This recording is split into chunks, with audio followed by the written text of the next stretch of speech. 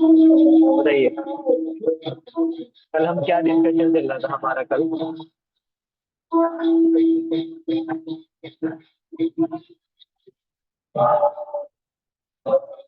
बताइए जितेंद्र। हरे कृष्णा प्रभु जी। हरे कृष्ण, हाँ बताइए। कल अपना न्यू चैप्टर स्टार्ट होता, chapter 4, the sky beyond the universe, hmm. जिसमें जो हायर प्लेनेट्स है ना, उनके बारे में हम्म। पढ़े थे। हम्म। कि जो हायर प्लेनेट्स है, वहां भी अपने को डेथ भी मिलेगी। जो चार चीज होती है हम्म। ना, birth, old age, disease, death, ये सारी हम्म। मिलेंगे। बस जो हायर प्लेनेट्स है वहां पे, अर्थ पे ये डिफरेंस है कि यहाँ पे टाइम में और जो सुविधा होती है, सुख सुविधा होती है, वो कम होती है। हायर प्लेनेट में सुविधाएं ज्यादा होती है, वहां अपने को आनंद ज्यादा आता है, और लाइफ टाइम हम्म। में बहुत ज्यादा होती है। ओके। हमने किसी एक उच्च प्लेनेट, मतलब जो अपर प्लानिटरी सिस्टम है उनमें से एक प्लेनेट लिया था, कौन सा लिया था वो? उसके साथ कंपेयर किया था ना हमने। ब्रह्मलोक। हम्म। तो ब्रह्म ब्रह्मलोक का क्या टाइम जोन है as compare to our planet? Brahma Brahmalok का ये बताया था कि ब्रह्मलोक का वो एक दिन अपने हम्म। जो चारों युग है उनको हम्म। 1000 से गुणा कर दे, उसके बराबर होता है। और हम्म। एक युग 43 लाख साल के बराबर होता है। हम्म। तो और उतना ही एक रात होती है ब्रह्मा जी की। उतनी एक रात उतनी एक रात होती है। हाँ। और जितना ऐश्वर्य स्वर्गलोक में ना, उससे 100 गुना ऐश्वर्य ब्रह्मलोक में है। हम्म। तो ये हमने कल ब्रह्मलोक के बारे में चर्चा की थी कल। मेरा मतलब शायद किसी ने क्वेश्चन भी किया था कि हर एक दिन ब्रह्मा जी सोने के बाद ये हमारे पूरे वर्ल्ड का डिस्ट्रक्शन हो जाता है, फिर उसके बाद होता है और ये 100 साल तक होता है।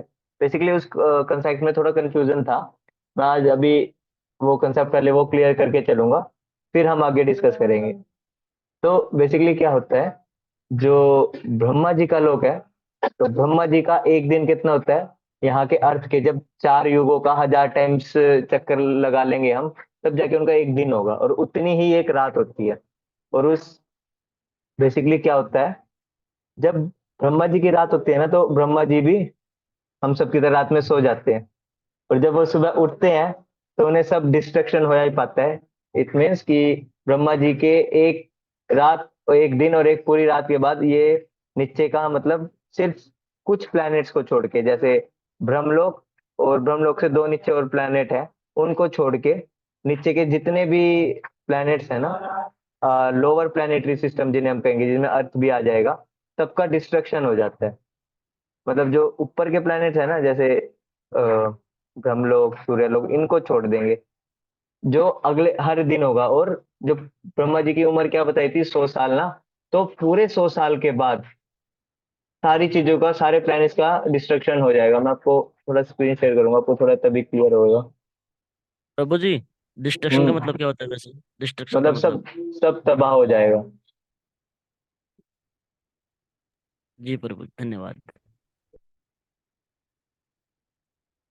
डेविएशन, सॉरी डिस्ट्रक्शन में गलत बोल रहे हैं मैं भी। डेविएशन। जस्ट अ सेकंड, मैं आपको पहले स्क्रीन शेयर करूंगा। अरे कौशल आ गए आप, कल कहाँ थे? हरे कृष्ण बाबू जी। हरे कृष्णा, कहाँ थे आप? कल थोड़ा परसों ड्राइव करके आए थे और थोड़ा लेट हो गए थे कल, और भी काम वाम थे तो इसलिए सुबह थोड़ा मिस हो गई क्लास। अच्छा। अच्छा, अब यहाँ परसों कुरुक्षेत्र में थे मैं। परसों नाइट में आया था यहाँ, अभी यही था। मैं पूछा तो मैं बोले चले गए कौशल तो। मैं वो पूछा था उनसे, मैं रोहित प्रभु से मिलना होगा, फिर उन्होंने बताया कि आप पानीपत वाले वहाँ पे है मंदिर में। मैं कभी कभी होगा, कभी कैंप में ही मिलना होगा फिर। हाँ कैंप में ही हो, कोई नहीं, कैंप में मिलेंगे हम। मैं यहीं जी। पे था अभी कुरुक्षेत्र में। अच्छा, कोई क्षेत्र में हो? मैं उसी रात में आया था जब आप निकले थे सुबह, थोड़ा हमारी लेट हो गया था हमारी आने। हमारी क्या? किस्मत नहीं थी आपसे मिलने की उस दिन। हाँ यार, ये भी है, कोई बात नहीं, हम कैंप में तो मिलेंगे ही। जरूर हाँ, जरूर। तो मैं वो दिखा रहा था ब्रह्मा जी का काम बताते हैं।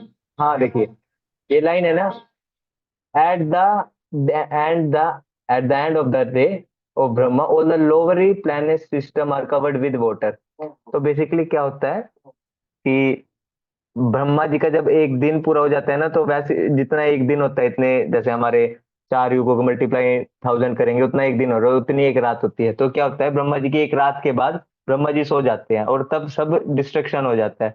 लेकिन जो एक दिन के बाद डिस्ट्रक्ट मतलब सब चीज प्रलय आ जाता है ना, वो सिर्फ लोअर प्लानिटरी सिस्टम के लिए आती है, अर्थ वगैरह और अर्थ से जितने भी नीचे है ना। और ये कितने साल तक होता है ब्रह्मा जी का, वैसे एक दिन, है ना। और फिर हर एक दिन ऐसा होता है, हर एक दिन ब्रह्मा जी का खत्म होने के बाद रात आती है, रात के बाद प्रलय आता है, प्रलय के बाद नीचे सारे लोअर सिस्टम प्लैनेट सिस्टम सारों में मतलब प्रलय आ जाता है, सब में पानी पानी भर जाता है। और ये कब तक चलता है, 100 साल तक, है ना। 100 साल के बाद क्या होता है, ब्रह्मा जी की उम्र 100 साल है ना। उस टाइम जोन के हिसाब से मतलब यहाँ के तो ट्रिलियन ट्रिलियन पता नहीं कितने साल बनेंगे। तो 100 साल के बाद क्या होगा, ब्रह्मा जी की भी मृत्यु हो जाएगी, और उस समय वो अपर ही प्लानिटरी सिस्टम है ना सारे, वो भी सारे तबाह हो जाएंगे। मतलब उनमें भी सब क्या होता है, महाविष्णु जब सब चीज सोख लेते हैं ना, तो उसमें सारे ही महाविष्णु के अंदर चले जाते हैं। और जो हर एक दिन के बाद प्रलय आता है ब्रह्मा जी के सोने के बाद, वो सिर्फ लोअर प्लानिटरी सिस्टम के लिए आता है, मेनली अर्थ या उससे नीचे के लिए। और जो 100 साल के बाद आता है ना, जैसे ये पूरा जहाँ पे ब्रह्मा जी की एज भी बताई थी, ये पूरा पैरा ही पढ़ लेते हैं। वही पढ़ते हैं, at the end of day of Brahma all the lower planetary system are covered with water and the beings on them are annihilated. After the devastation and after the night of Brahma passes, जब वो ब्रह्मा जी की रात चली जाती है, सो के उठते हैं, in the morning when Brahma arise there is again creation. तो ब्रह्मा ये लोअर प्लानिटरी सिस्टम का दोबारा क्रिएशन करते हैं, and all these beings come forth. The subjection to creation and destruction is the nature of material world. तो ये तो just वही बताया कि ये तो मतलब डिस्ट्रक्शन और बनना तो मटेरियल वर्ल्ड में होता ही रहेगा, है ना। मेन मेरा क्या था कल, ये पॉइंट बताना भूल गया था मैं, कि जो हर एक दिन के बाद ब्रह्मा जी जब सो के उठते हैं तो सब प्रलय आती है, वो सिर्फ लोअर प्लानिटरी सिस्टम के लिए आती है। लेकिन ब्रह्मा जी की उम्र कितनी है, 100 साल। 100 साल के बाद ब्रह्मा जी की भी डेथ हो जाती है, और उस डेथ के बाद हर जितने भी ब्रह्मलोक, सूर्यलोक, चंद्रलोक, ये सब खत्म हो जाते हैं, सब महाविष्णु के अंदर चले जाते हैं जब वो वापस सांस लेते हैं। जैसे ये ब्रह्मा जी की उम्र भी लिखा था ना इसमें, हमने कल पढ़ा था, हाँ। Brahma ji lives for 100 such years, है ना। कल हमने पढ़ा था, the number multiply by 1000 calculated 12 hours of Brahma on this planet Brahmalok, similarly another 12 hour period over the night. जैसे उनका एक दिन होता है, फिर 30 दिन का उनका एक महीना, फिर 12 महीने का एक साल, ऐसे ही वो पूरे 100 साल जीते हैं। तो अभी कोई मल्टीप्लाई कर लीजिए, 100 साल ब्रह्मा के और यहाँ के कितने बैठेंगे, करते जाइए करते जाएंगे करते जाएंगे, पता नहीं कितने ही बैठेंगे। शायद किसी ग्रंथ में दे रखा होगी कोई प्रॉपर कैलकुलेशन, सम ट्रिलियन ट्रिलियन से भी आगे जाएगा। तो ये है, तो मेन चीज क्या बता रहा था ये, कि हर एक दिन के बाद जो प्रलय आता है वो सिर्फ लोअर प्लानिटरी सिस्टम के लिए आएगा, और जो पूरे 100 साल के बाद आएगा उसमें सारी चीज ही खत्म हो जाएगी, ब्रह्मलोक ब्रह्मा जी की, क्योंकि उसमें डेथ हो जाती है। और टाइम से ब्रह्मा जी सो जाते हैं रात में, जैसे हम सब भी सोते हैं, तो उस समय ब्रह्मा जी भी रात में सो जाते हैं, ठीक है। तो अब हम आप यहाँ से मेन अपना प्रारंभ करेंगे। तो हमारा यहाँ से कल ये श्लोक चल रहा था, यहाँ से, ठीक है। तो आप में से कोई ये श्लोक पढ़ना चाहेगा? हरे कृष्ण पढ़ा था प्रभु कि? जी। हाँ, हाँ, हरे कृष्णा। कौन बोल रहे हैं? मैं पीयूष बात कर रहा हूँ प्रभु जी। ओ पीयूष, कैसे हैं आप? बढ़िया प्रभु जी, आप कैसे हो? मैं भी बहुत अच्छा हूँ। पढ़िए, प्लीज पढ़िए। पारस तस्मस्त तु भवोत्नयो व्यक्त्यो व्यक्तात् सनातना यासा सर्वेषु भूतेषु नास्यत्सु न विनश्यति। बहुत अच्छे यार, आपकी बढ़िया संस्कृत है, बढ़िया पढ़ते हैं आप। आगे सर वर्ष की ट्रांसलेशन ही पढ़नी है हाँ प्रभु? हाँ, ट्रांसलेशन भी पढ़िए please. Yet there is another nature which is eternal and is transcendental to this manifested and unmanifested matter. It is supreme and is never annihilated. When all in this world is annihilated, the part remains as it is. Bhagavad Gita verse 8.2 जी। तो जैसे हम अभी इससे पहले ब्रह्मलोक के बारे में पढ़े थे, क्यों पढ़े थे ब्रह्मलोक का डिस्क्रिप्शन हम, क्योंकि हम बेसिकली कंपेयर कर रहे थे कि अगर जो योगीज के बारे में हमने शुरू में पढ़ा था कि अगर योगीज जाते हैं इन ब्रह्मलोक में तो क्या बेसिकली क्या वो सिर्फ वहां पे बहुत अच्छा ओपुलेंस है, बहुत मिस्टिक पावर्स है, वो सब है, लेकिन एक टाइम के बाद उनकी डेथ निश्चित है, क्योंकि उस लोक का जो कर्ता धर्ता है ब्रह्मा जी, वो ही मर जाएंगे तो लोक की क्या बचेगा, है ना। 100 साल के बाद ब्रह्मा जी की डेथ पक्का है। फिर जब ब्रह्मा जी मर जाएंगे सारी चीज ही तबाह हो जाएगी। बट ये 100 साल के बाद ब्रह्मलोक तक सारी चीजें तबाह हो जाएंगी, खत्म हो जाएंगी, लेकिन जो वैकुंठ है ना वो एज इट इज रहेगा ही रहेगा। तो यहाँ पे उसी चीज की बात कर रहे हैं कि यार there is another nature which is eternal and transcendental, कि इसके अलावा भी एक नेचर है जो हमेशा से था, हमेशा से है और हमेशा रहेगा, दैट इज वैकुंठा, और we can say that Golok, है ना, जहाँ पे मैनिफेस्टेड और अनमैनिफेस्टेड मैटर है। It is supreme and never annihilated. एक बार जो वहां चला जाएगा उसका पुनर्जन्म नहीं थी, वो कभी वापस इस धरती पे तो नहीं आएगा। एक बार वहां पे जाके हम जब सच्चिदानंद का पूरा एक प्रैक्टिकल एक्सपीरियंस करते हैं, है ना, तो भगवान यही कह रहे हैं कि जो आप प्रैक्टिस करना चाह रहे हो, जो योगास के बारे में आप कर रहे हो, अच्छा है कीजिए, बट अगर आप अपने किसी इस चीज से कर रहे हैं कि मैं भोग ऐश्वर्या करूंगा, है ना, अपने इंजॉय करूंगा, तो कब तक आप इंजॉय कर पाएंगे। एक न एक दिन तो डेथ आपके सामने आके खड़ी हो ही जाएगी, चाहे वो कोई देवता हो, चाहे कोई वो परमहंस हो, या कोई भी हो, कोई भी हो। बेसिकली कोई देवता नहीं बचेगा कोई, बट सिर्फ कौन बचेंगे, भगवान सुप्रीम लॉर्ड और उनके भक्त, है ना, जो उनकी सेवा में है, जो वैकुंठ में है। इसीलिए इसीलिए वैकुंठ के अलावा जितने भी जगत है ना, ब्रह्मलोक सूर्यलोक, उनको भी हम एक तरह से मेटीरियल वर्ल्ड की तरह ही मानते हैं, है ना। तो वहां पे भी ये सारी चीजें है, इसी वजह से तो भगवान गीता में बताते हैं इसके अलावा भी एक ऐसी जगह है जहाँ पे जो हमेशा से थी, हमेशा से है और रहेगी भी, है ना। और वो कौन सा बोर्ड है, भगवान का घर और हमारा भी घर, है ना। तो ये मैं आगे पढ़ेंगे। We हम्म, cannot हाँ, पढ़िए पढ़िए पढ़िए। we cannot calculate the extent of the material universe, but we have Vedic information that there are millions of universes within the entire creation. And beyond these material universes, there is another sky which is spiritual. There are the planets, there all the planets are eternal, and the lives of all the beings on them are hmm, eternal. In हाँ this तो verse, आगे पढ़ दीजिए, हाँ यहाँ तक पढ़ दीजिए, इमूवेबल तक। in this verse, the word bhava means nature, and here another nature is indicated. In this world, we have experience also of two natures. The living entity is spirit, and as long as he is within matter, matter is moving, and as soon as the living entity, the spiritual spark, is out of the body is immovable. हाँ, आगे सारे ही पढ़ दीजिए आपके, तभी clear होगा। The spiritual nature is called Krishna's superior nature, and the material is called the inferior. Beyond this material nature, there is a superior nature which is totally spiritual. It is not possible to understand this by experimental knowledge. We can see millions and millions of stars through a telescope, but we cannot approach them. We have to understand our incapabilities. If we cannot understand the material universe by experimental knowledge, what is the possibility of understanding God and His kingdom? It is not possible experimentally. We have to understand by hearing the Bhagavad Gita.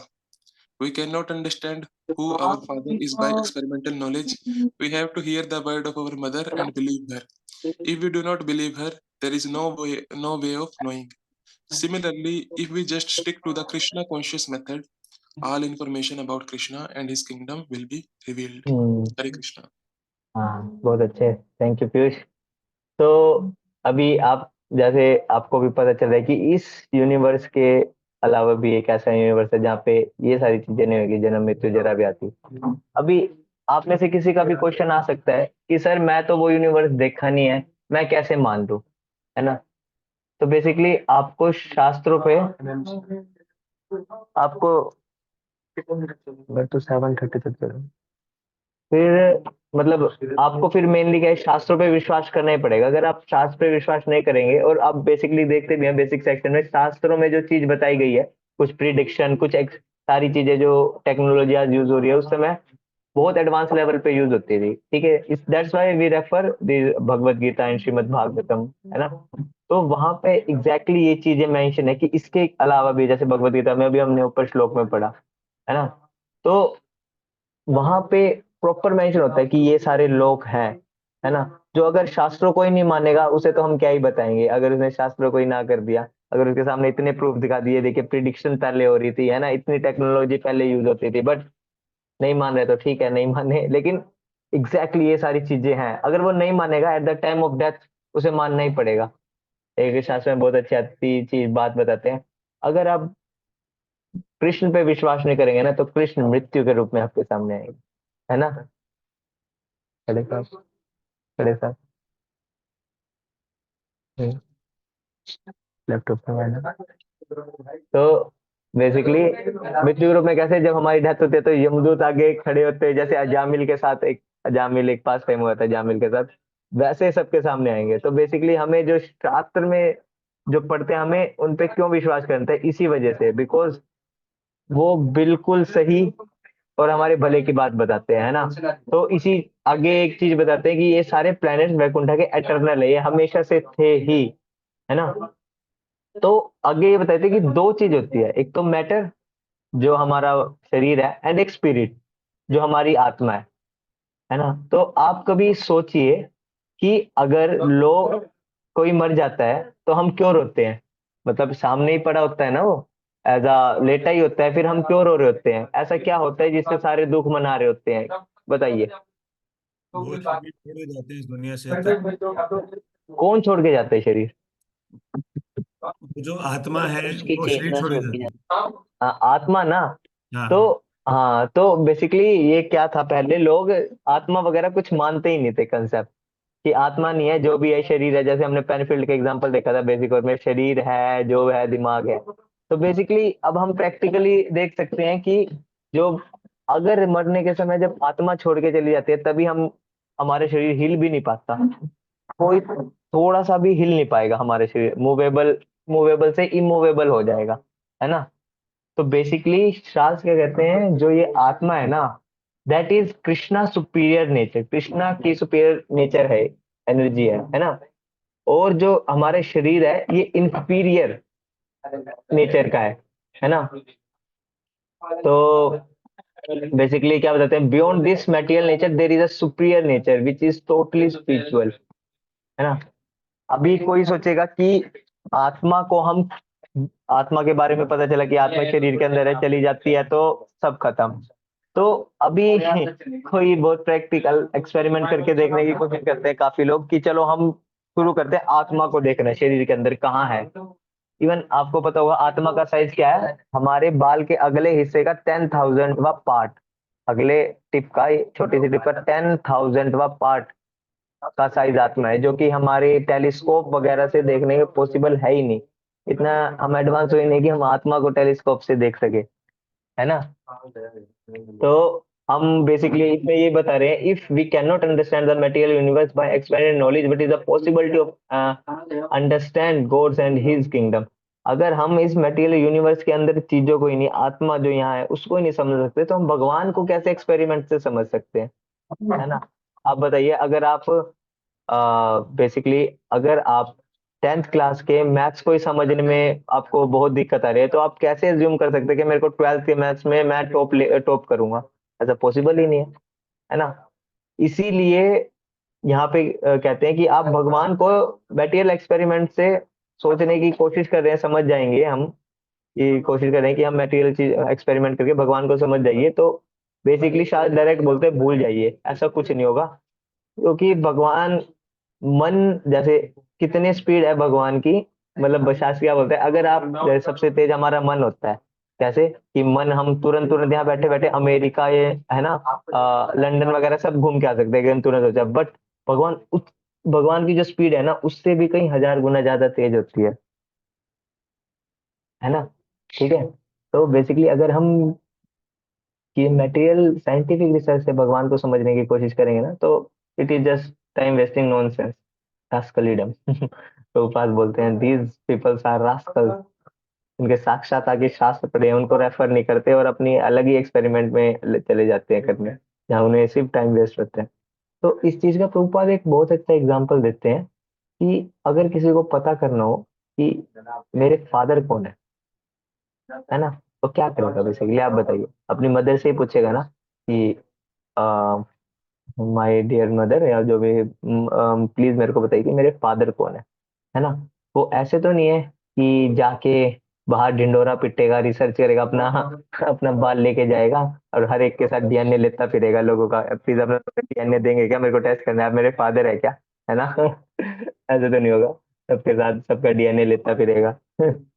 Basically इसका simple process है, वो अपनी mother से पूछ सकते हैं, उसकी mother उसे बता देगी कौन उनके फादर है ना। प्रॉपर डायरेक्ट एग्जाम्पल देते हैं। जस्ट इसी तरह अगर हमें इस यूनिवर्स के बारे में जानना है, भगवान के बारे में जानना है, तो हमें साइंटिफिक रिसर्च से शास्त्र में डायरेक्ट है कि हम नहीं जान पाएंगे, है ना।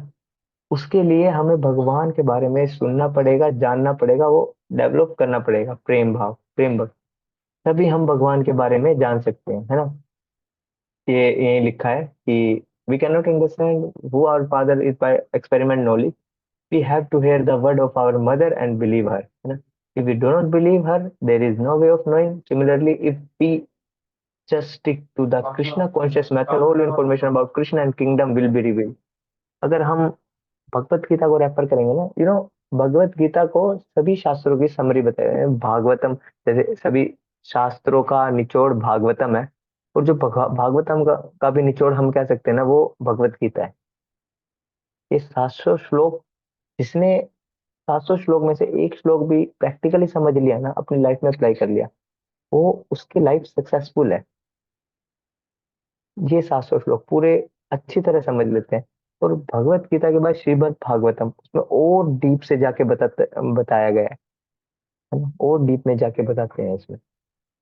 इसलिए भगवत गीता एंड श्रीमद् भागवतम को क्यों इतना टॉप मोस्ट में व्यास देव जी ने श्रीमद् भागवतम को रखा था, क्यों आज भगवत गीता के, भगवत गीता तो स्वयं भगवान ने बोली है। और श्रीमद् भागवतम को क्यों इतनी इंपॉर्टेंस दी गई थी, उसकी भी एक स्टोरी है बहुत अच्छी, की स्पेशली नारद मुनि ने इंस्ट्रक्शन से ये श्रीमद् भागवतम लिखी गई थी। यहाँ पे सिर्फ भगवान और उनके भक्तों की ही कहानी, मतलब लीलाएं सुनने को मिलती है, ये सारी चीजें होती है। ठीक है, नेक्स्ट हम आगे पढ़ते हैं थोड़ा।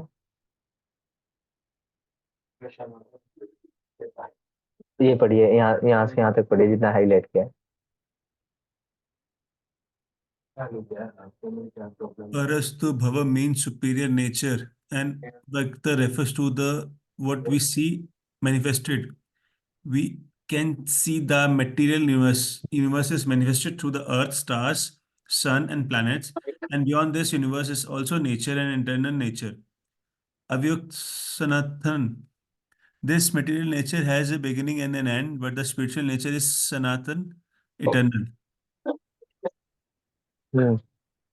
बेसिकली यहाँ पे वही कंपैरिजन किया है कि स्पिरिचुअल वर्ल्ड का आगे डिस्क्रिप्शन देते बता रहे कि पारस्तु भवा, सो पारस नेचर है ना, व्यक्ता, मतलब बेसिकली क्या होता है, ये जो हमारा मेटीरियल नेचर है, इसे तो हम ये देख सकते हैं, है ना। ये हम सारी चीज पता है, हम यहाँ पर पे हैं, जो भी है मटेरियल वर्ल्ड को हम देख रहे हैं, जान रहे हैं। ये 5 एलिमेंट से मिलके बना है, जैसे हमारे शरीर भी ग्रोथ है क्या, पृथ्वी, जल, वायु, ये अर्थ है ना, अर्थ, सन, स्टार्स एंड प्लैनेट्स, है ना, इससे ही मिलके हमारा जगत बना है। वैसे ही हमारे शरीर बने हैं, 5 एलिमेंट से, ग्रोथ एलिमेंट होते हैं जो, है ना। और वैसे ये जो हमारा मटेरियल वर्ल्ड है, किन चीजों से ही, अर्थ, सन, स्टार्स एंड प्लैनेट। बट इसके अलावा जो यूनिवर्स वैकुंठा है, वो शुरू से ही एटर्नल था। जो हम वर्ड यूज करते हैं ना, सनातना, सनातन का मतलब ये होता है जिसका ना कोई अंत था ना कोई शुरुआत थी, ना किसी को उसका अंत पता ना शुरुआत थी। प्रैक्टिकली जो हमारा कल्चर है ना, वो भी सनातन कल्चर है। इवन आप देखेंगे कि इस्लाम का हम बता सकते हैं कितने समय पहले आया था, 2000 के अप्रोक्स के, 2000 साल के अप्रोक्स के आसपास आया था। ईसा मसीह कितने 3000 साल के आसपास आए थे, है ना, प्रभु पहले जी थे। प्रभु जी हम्म। इस्लाम करीब करीब 14 से 45 साल पहले, और हम्म। क्रिश्चियनिज्म यही 2024 साल पहले, हाँ, करीब करीब। इसकी पूरी हमारे पास पूरा कैलकुलेशन है, बट किसी के पास सनातन कल्चर की कैलकुलेशन है हमारे पास, नहीं प्रभु जी। है ना। महाभारत तक की है, चलो महाभारत का हमें पता चल गया, महाभारत इतने साल पहले होती। राम जी का भी हमें पता चल गया, बट उससे पहले भी तो हमारे सभी रीति रिवाज थे। सनातन कल्चर, सनातन धर्म जो है ना, तो उसके किसी को अंत पता है कब है, और ना किसी को उसकी शुरुआत पता है। वैसे ही जैसे वैसे उसी प्रकार जो हमारा वैकुंठ लोक जगत है, ना किसी को उसका शुरुआत पता है कैसे हुई, और ना किसी को अंत पता है बेसिकली। ये चीज समझने की है। और उसी तरीके से जैसे वो एटर्नल है, हमारी रियल आइडेंटिटी भी एटर्नल है। हम भी शुरू से ही हैं, जैसे भगवान शुरू से हैं, we are part and parcel of Krishna, that's why we are eternal, है ना। इसी वजह से हम भी शुरू से हैं, समहाउ हम इस मटेरियल वर्ल्ड में हैं किसी वजह से, है ना। बट ये चीज समझने की जरूरत है कि हम किस चीज के लिए प्रैक्टिस कर रहे हैं, किस चीज को जानना चाह रहे हैं। सनातना, कोई आपको कह देगा अरे भाई क्या भक्ति भुक्ति कर रहा है अपना, क्या है, क्या रखा है, क्या मेरे को बता क्या है। आप इसे बताओगे, उसे बेसिकली पता ही नहीं होगा कि व्हाट इज सना। वो कहेगा हाँ अच्छा है अच्छा है, लेकिन सनातन उसे यही नहीं पता कि सनातन का मतलब क्या है, बेसिकली कितनी कितनी बड़ी चीज है ये चीज जाननी जरूरी है ना। अ, आगे वही लिखा है, यहाँ से लेके यहाँ तक पढ़ दीजिए। It has neither beginning nor end. How is it this possible? A cloud may pass over the sky and it may appear to cover a great distance, but actually it is only a small speck covering in an insignificant part of the whole sky. Because hmm, we are so small, if only we hundred of miles is covered by cloud, it appears the whole sky is covered. Similarly, this whole material universe is like a small insignificant cloud in the vast spiritual sky. It is encased by the Mahatattva matter. As a cloud has a beginning and an end, this material nature also have a beginning and an end. When the clouds disappear and the sky clears, we see everything as it is. Similarly, the body is the cloud passing over the spirit soul. It stays for some time, gives some byproducts, dwindles and then vanishes. And kind of material phenomenon that we observe is subject to these six transformation of the material nature. It comes into being, grows, stays for a while, produces some byproducts, dwindles, and then vanishes. Vanishes. Krishna indicates that beyond this changing cloud-like nature, there is a spiritual nature which is eternal. In addition, when this material nature is inherited, the avakat sanatan will remain. Basically जैसे इसमें cloud का example दिया, आप समझे भी होंगे कि जब आसमान में बादल छा जाते हैं तो हमें सिर्फ बादल बादल दिखते हैं, लेकिन कुछ समय बाद हट भी जाते हैं बादल। वैसे लेकिन एक स्पिरिचुअल स्काई, मतलब बादल का एक, मतलब बादल का हमें पता है कि इसका कहीं ना कहीं शुरुआत तो है, कहाँ से आए हैं बादल, तो कहीं एंड भी है। बट जिस चीज को उसने कवर किया है दैट इज स्काई।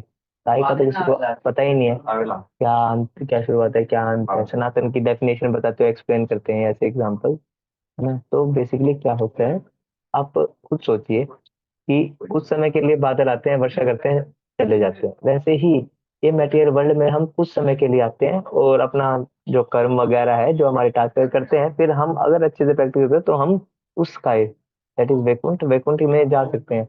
और वो पता है कि हमारा जो ये मटेरियल वर्ल्ड है ना, ये पूरे क्रिएशन का सिर्फ 1/3 पार्ट है। सिर्फ 1/3, इतना बड़ा हम जो सोचते हैं, मेनली पार्ट जो है वो 2/3, वो सारा वैकुंठ जगत है।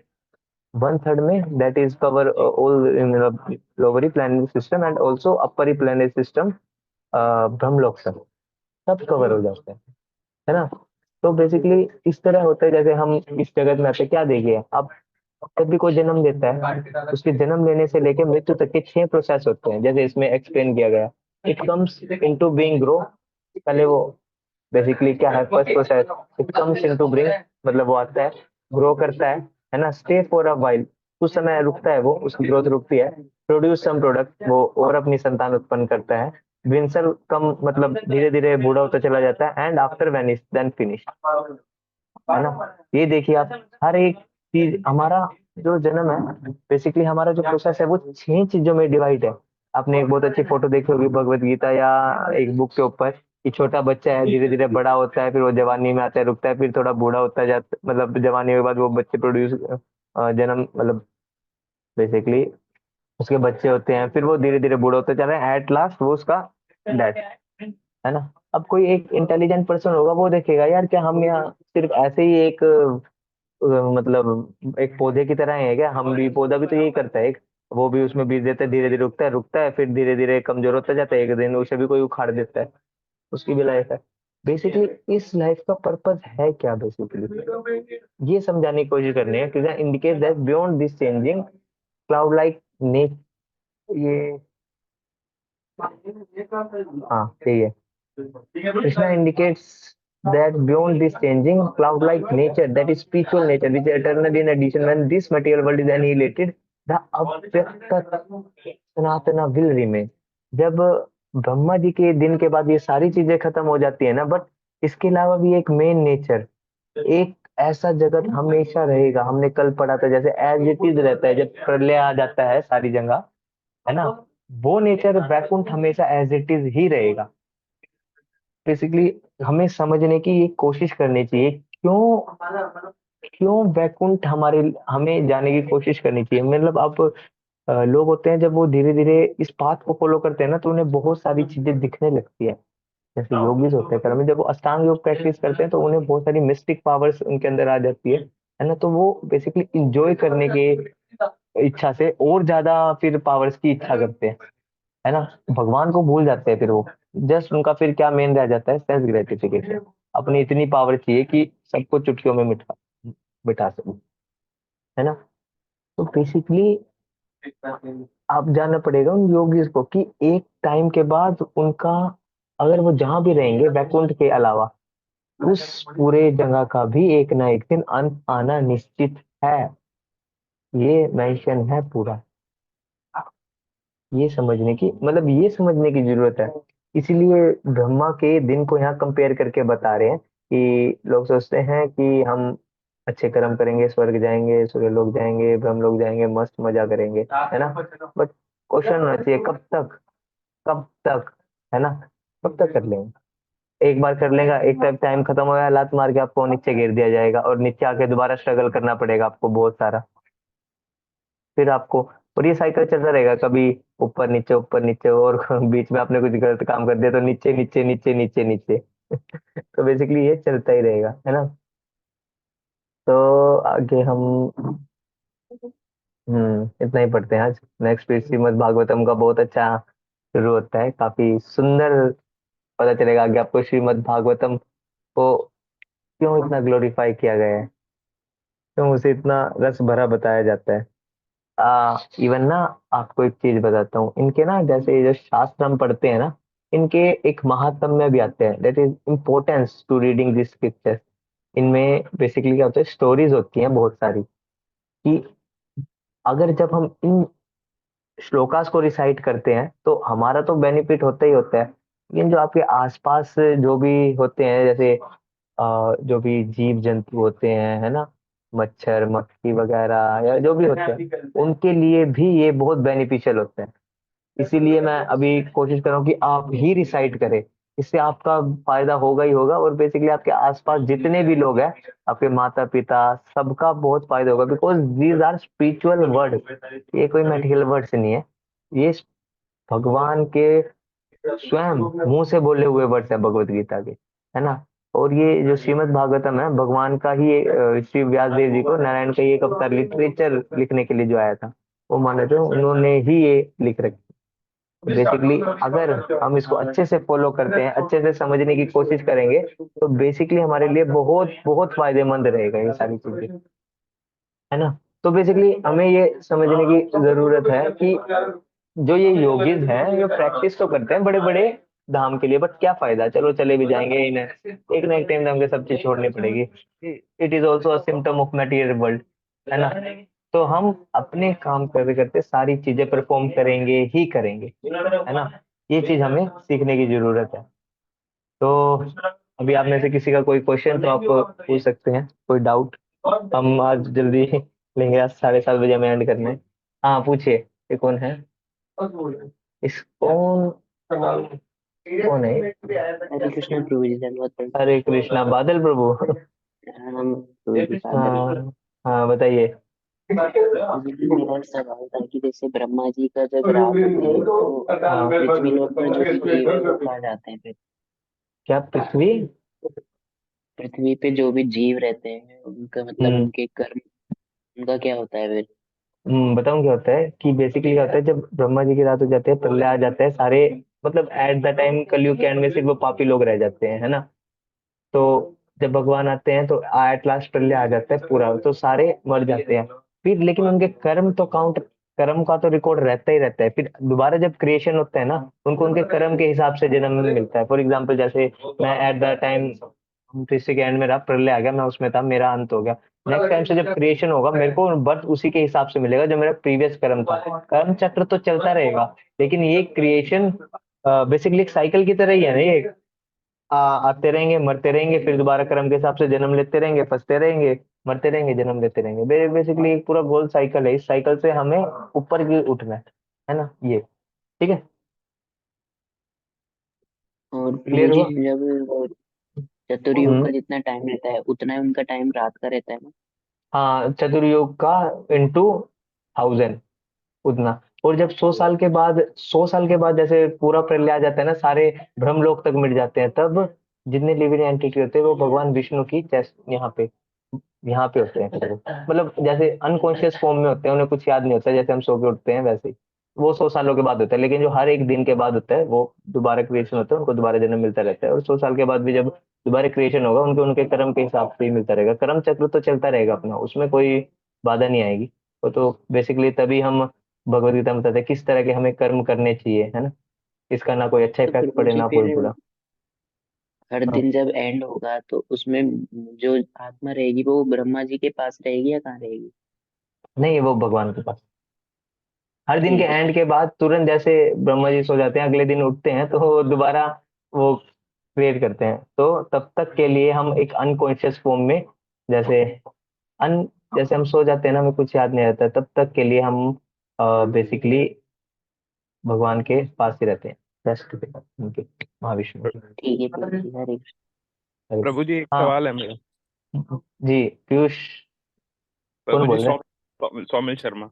हाँ, सो मेला आप अपना हैंड रेस करो। हाँ बोलिए जो भी है।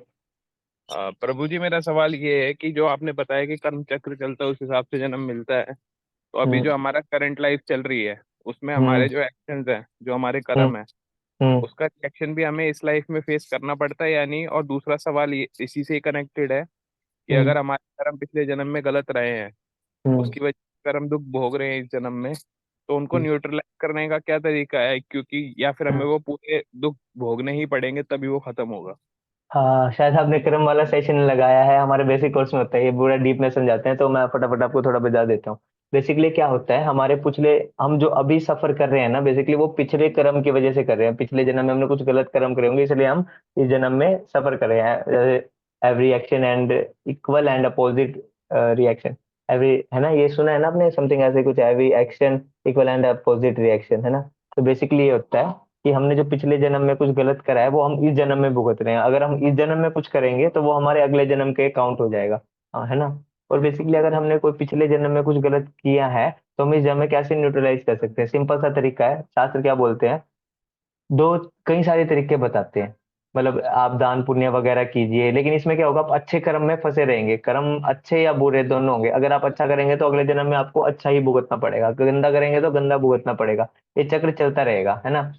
तो शास्त्र क्या बोलते हैं, आप ऐसे कर्म कीजिए जिसका ना कोई, सकाम कर्म कीजिए ऐसे जिसका ना कोई अच्छा इफेक्ट हो ना कोई बुरा इफेक्ट हो। वो कौन से कर्म होते हैं? जब हम डिवोशनल भगवान की सेवा करते हैं। अब देखिए, आप भगवान की सेवा किसी भाव से नहीं करते, मतलब ये करते हैं सिर्फ सर्व करना है भगवान को, खुशी मिल रही है, सर्व करेंगे। इस तरह के हमें कर्म करने चाहिए। और अगर हम इस लाइफ में इस तरह के कर्म करते हैं ना, तो आपके दुख तो आएंगे, दुख तो आएंगे ही आएंगे, ये नहीं कहूंगा मैं कि शास्त्र ऐसे बोलता है दुख नहीं आएंगे, नहीं, दुख आएंगे ही आएंगे, बट आपको उनसे लड़ने की हिम्मत मिल जाएगी। आपको वो स्ट्रेंथ आ जाएगी आपके पास कि आप उन दुखों से फाइट कर पाओ। तो ये होता है बेसिकली कर्म चक्र। कर्म इसलिए हम कहते हैं कि आप ऐसे कर्म करो, जैसे हम कर्मा सेशन में बेसिक में बताया था, कि जिसका ना कोई बैड इफेक्ट हो ना गुड इफेक्ट हो। जैसे हम अभी मेडिटेशन वगैरह करते हैं यहाँ पे, जपा चलता है पूरे 2 घंटे का, है ना। फिर आरती चलती है भगवान की, फिर शास्त्र बीच में, बुक रीडिंग होती है शास्त्रों की, है ना। बुक रीडिंग वगैरह, अभी आज जैसे आपका लेक्चर हो रहा है, फिर मेरा भी लेक्चर होता है वहाँ पे। आप जो आए होंगे, क्वेश्चन आए होंगे, शायद इन्होंने अटेंड किया होगा, पीयूष आए थे, इन्होंने अटेंड किया था होगा। है ना। तो ये सब चलता है वहाँ पानीपत में, शुभम है वो अटेंड करते हैं, है ना। तो ये सब होता है, तो इस तरह के हम कर्म करने चाहिए, ठीक है। एक चीज ऐड पूछना था, इसमें भी मेंशन किया ना कि कर्मों से अगर चक्कर से बाहर निकलने के से भगवान के शरण में आके और भगवान की भक्ति करने से ये इजीली हो जाता है। अगर सच्चे मन हम्म। से भगवान की भक्ति हाँ करें और भगवान ने अपने को समर्पित कर दिए तो हमारे जितने भी कर्मों का चक्कर होता है पुराने जितने भी जन्मों का, वो सारे से हमें मुक्ति मिल जाती है। हाँ, ये तो है। जब मतलब वही कह रहा हूँ ना कि अगर हम ऐसे कर्म करते हैं जिसका ना कोई अच्छा इफेक्ट होता है ना कोई बुरा, भगवान की भक्ति करना इज ऑल्सो, मतलब वही तो भगवान की, जैसे हम भगवान के बारे में सुनते हैं तो हम भगवान की एक तरह से सेवा ही तो करें। उनके बारे में सुन के जब प्यार डेवलप होगा तभी तो हम उनकी सेवा कर पाएंगे। तो अगर हम भगवान की शरण ले लेते हैं तभी ये सारी चीजों से छुटकारा मिल जाएगा। चाहे हमने जितने पाप कर रखे हो, हमारे जन्मों जन्मों के पाप खत्म हो जाते हैं। जैसे मैं अजामिल भागवतम में ऐसा एग्जाम्पल है जो हर एक चीज पे फिट बैठता है। क्या था, उसने इतने इतने इतने गंदे कर्म किए थे उसी लाइफ टाइम में, बट उन्हें एक नारायण नाम लिया था eight the end of their life, तुरंत उसके सारे पाप मिट गए थे। नेक्स्ट 6 कैंटो में बहुत बहुत अच्छी तरह जामिल की स्टोरी आती है, बहुत डीप से। और ऐसी अलग अलग तरह की कितनी सारी स्टोरी है भागवतम में जो ये प्रैक्टिकली दिखाती है कि इनके क्या क्या इफेक्ट हुए थे, क्या क्या कैसे हम भगवान की शरण लेके अपने जितने कर्म बंधनों से इजीली, ये भी नहीं टफ रहेगा, इजीली निकल जाएंगे। लेकिन शर्त क्या है, भगवान की शरण हमें अच्छे भाव से लेनी पड़ेगी, ठीक है। थैंक यू, आपने ऐड किया। और कोई किसी का हैंड रेस था यार। जी प्रभु जी, धन्यवाद। हाँ, हरे कृष्णा, बताइए मनोज प्रभु। प्रभु जी, भक्ति जो है वो तो हम इस मटेरियल वर्ल्ड में आकर ही तो कर सकते हैं, और इस हम मानव योनि में ही कर सकते हैं, और दूसरे फॉर्म में तो नहीं कर सकते ना। नहीं, जैसे कि ब्रह्म लोक मतलब में तो अलाउ नहीं है। बताऊं क्या क्या होता है, मेनली तो हमें मानव फॉर्म में ही करनी होगी। बट अभी ना कुछ ऐसे एग्जाम्पल आप देखते होंगे, अभी जैसे जगन्नाथपुरी में एक मगरमच्छ था। वो क्या था, वो हमेशा भगवान जी का प्रसाद खाता था, जगन्नाथ जी का ही प्रसाद खाता था, आरती के समय आता था प्रसाद वो पूरा अपना मॉर्निंग प्रोग्राम और इवनिंग प्रोग्राम अटेंड करके जाता था, अटेंडेंस पूरी मार करके, है ना। और क्या होता था, ऐसे बहुत सारे, जैसे जड़ भरत का क्या होता है ना, बेसिकली जब हम, एक ये चीज तो पक्की है कि हमें इंसानी जीवन में ही भक्ति करनी पड़ेगी। बट क्या होता है, जब हम इंसानी जीवन में भक्ति करते हैं तो कुछ गलतियां हो जाती है हमसे, या कुछ मेनली अपराध हो जाते हैं। तो उस चक्कर में हमें क्या होता है ना कि 84 लाख स्पीसीज में सफर करने के बजाय सिर्फ आगे कुछ ऐसी कोई स्मॉल स्पीसीज दी जाती है जिसमें हम अच्छे से तपस्या कर सकते हैं। जैसे जड़ भरत के साथ था, जड़ भरत ने जब इनको ये ज्ञान मिला, भरत नाम था पहले उनका, तो क्या था, उन्हें ज्ञान मिलते ही वो तुरंत जंगल में निकल गए। तो घोर तपस्या की, बहुत अच्छे भक्त बने। बट क्या हुआ, आफ्टर सम टाइम एक हिरण से अटैच हो गए। आखिरी मतलब अपनी लाइफ के अंत में इतना ज्यादा अटैच हो गए कि वो थोड़ा बाहर घूमने गया था, मतलब कहीं मिल नहीं रहा था, तो वो इतने घबरा गए। इसी घबराहट में वो हिरण हिरण करते उसकी डेथ हो गई भरत की। नेक्स्ट जन्म में उन्हें क्या हुआ, हिरण की बॉडी मिली। बट क्या था, हिरण की बॉडी तो मिली बट उन्हें पिछले जन्म का सब याद था। तो उन्हें पता था कि पिछले जन्म में मैंने हिरण से अटैच हो गया था, इसलिए मेरे को हिरण की बॉडी मिली। तो वो हिरण की फॉर्म में भी भगवान का नाम लेते रहे। तो पिछले जन्म में अच्छे से भक्ति की थी, इस जन्म में कुछ मतलब जैसे कुछ गलती हो गई थी, इस जन्म में वो न्यूट्रलाइज की गलती, और अगले जन्म में फिर दोबारा जड़ भरत, जड़ भरत के नाम से मिला। तब भी उन्हें सब याद था जड़ भरत के नाम से जब उन्हें मिला। और जब उन्हें वो जन्म मिला उस समय उन्होंने अच्छी तरह सारी चीज बहुत अच्छी तरह प्रैक्टिस की। तो ये एग्जाम्पल से देख सकते हैं कि हमें ह्यूमन फॉर्म में आके ही, इवन बड़े बड़े देवी देवता ह्यूमन फॉर्म लेने के लिए तरसते हैं, और भारत जैसे देश में भी 84 लाख स्पीसीज में ना 4 लाख स्पीसीज सिर्फ ह्यूमंस की है। 4 लाख स्पीसीज, अब देख, जैसे हम इंडियन है, कोई ब्रिटिशन है, कोई यूरोपियंस है ना, अलग अलग तरह की। अब तो बहुत कम बची हैं बेसिकली। अब इतनी सोची कि वी आर सो लकी कि हमें एक तो ह्यूमन फॉर्म मिला, ऊपर से एक भारत देश जैसे मतलब देश में जन्म मिला, और उसके ऊपर एक रेपुटेड शास्त्र भगवत गीता श्रीमद् भागवतम का हमें मतलब अध्ययन करने का मौका मिला।